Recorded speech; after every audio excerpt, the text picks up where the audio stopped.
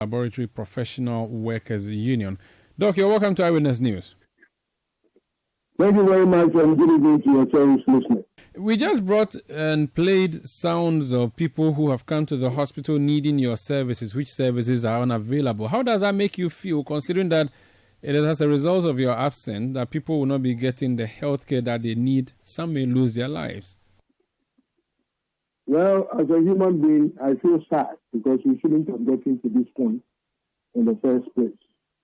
And so, well, the point was made that even me, I am not immune to the excesses of, such industrial action. And so it is extremely sad that we have to get to this point. And it is because duty bearers, time in and time out, has failed to act. And that is why today you have seen the frustration of the medical laboratory professionals that has culminated into what we see on the ground today. And so my apologies to the ordinary Ghanaian who had to bear the grudge of the frustration of our members. I'm looking at the Ministry of Health statement. It suggests that there's an ongoing negotiation between yourselves and the ministry and government through the Fair Wages and Salaries Commission, which negotiation started since 2023. Your strike would amount to bad faith, wouldn't it, if you're trying to negotiate while striking? Well, I think that you have to put the conversations in perspective. We cannot negotiate forever. Now, bear in mind that conditions of service have a 2-year lifespan. And to put things in proper perspective, our proposal to start negotiation on our qualified conditions of service as medical laboratory professionals started way back in 2022. What it means is that it has been overduly delayed. And for reasons we believe that government on the part of Fair Wages and Salary Commission was playing to a certain delay tactics.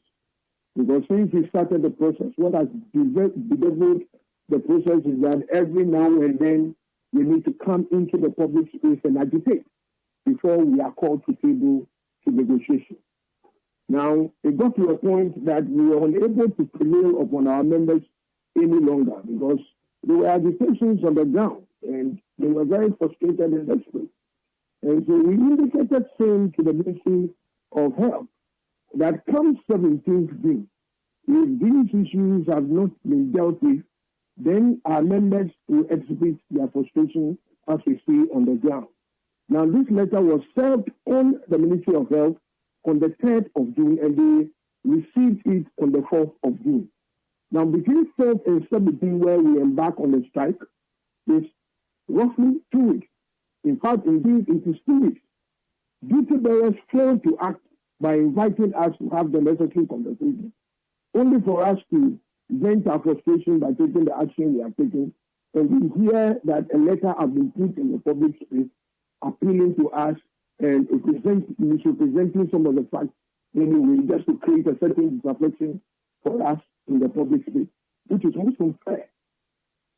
Since the letter came out, has there been any attempt to meet you, or has there been any meeting with you by the Ministry or the Fair Wages and Salaries Commission on this strike of yours? Now, I think that it is important to put on record that our members are extremely appalled by the action of the Ministry of Health. Reasons are that we wrote to them specifically serving notice of these intentions of our members who are frustrated. And they could have written to us, but what they put out there is a public statement for everybody. And that is where we also took the fee. We feel that it is most unfair and it is treating of an important, significant part of the ministry with disrespect, and it is most unfair. Yes, but still not clear. Have you had or have you been invited to any meeting by government over the last 24 hours since you started your strike? I am unaware of any such meeting that have been sanctioned by government at this point. You've not been invited, you've not been called whatsoever? We have not been called, we have not been invited to have important meetings to resolve this matter. So as we speak, your position remains the same. There's nothing that has been done to convince you to the contrary. As we speak, the frustration of our members remain the same. You see, leaders must get something in hand to be able to convince members that, well, we have something now, and so let us rescind our decision. That has not come yet. If that comes, we will engage our membership. Is this your strike temporary or it's permanent, at least until a decision is taken?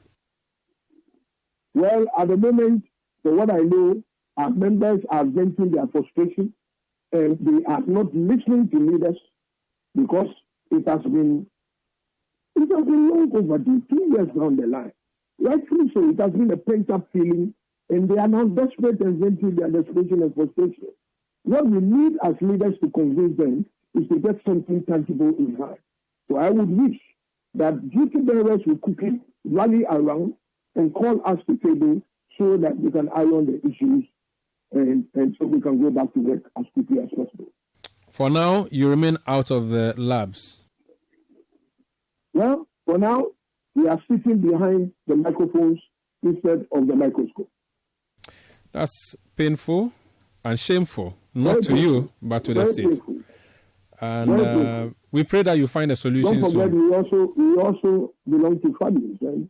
Today, I have had calls from every direction, family members wanting the service and they cannot get. And so it's painful. And it is my wish that as quickly as possible, these matters are dealt with expeditiously.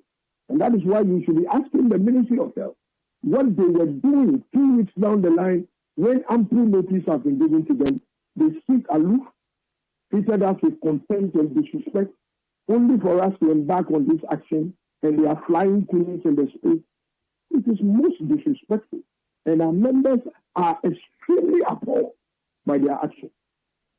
Very well. We look forward to a fruitful negotiation and decision between yourselves and the government on the other side. Thank you for speaking to us tonight. In the interest of the common government, I pray that comes quickly. That's Dr. Franklin Amate. He is the first vice chairman of the Medical Laboratory Professional Workers Union.